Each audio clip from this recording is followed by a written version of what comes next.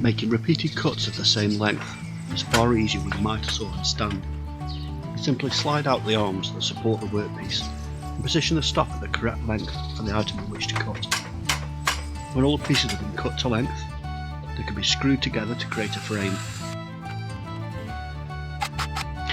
I'm using old floorboards salvaged from the loft from when I added insulation and chipboard flooring. The floorboards are a little thin, so I'm using timber left over from building a summer house to screw the boards to and add strength. G-clamps help to keep everything together, like having an extra pair of hands, while screwing the boards together using stainless steel screws.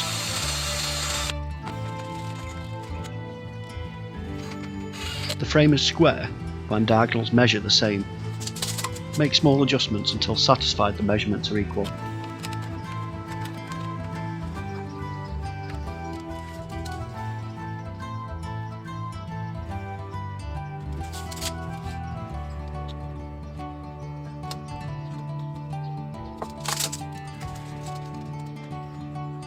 Corner braces provide rigidity and help keep the frame square.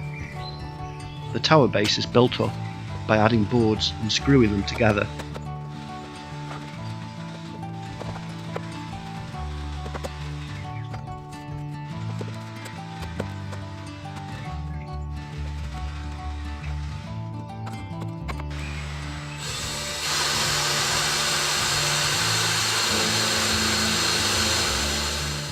The height of this tower base is 30 cm or 1 foot, plenty for starting potatoes. Additional layers are built using removable frames that can be added to the tower as the plant grows.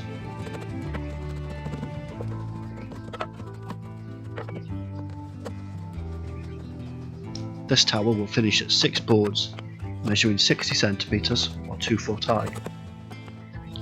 Some towers go to twice this, but I don't want the plant to expend all of its energy into growing vertical foliage.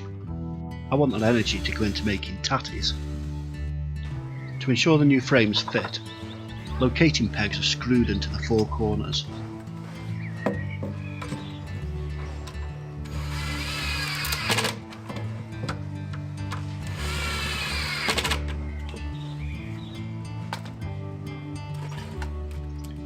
This is a strong, sturdy base.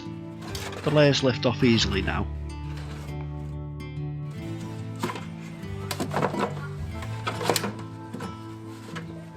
Now I just need to see if potato towers work.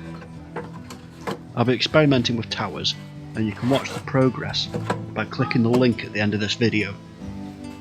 Subscribe to the channel and click the bell icon to be notified at harvest time. And let's see if I can grow a bumper harvest.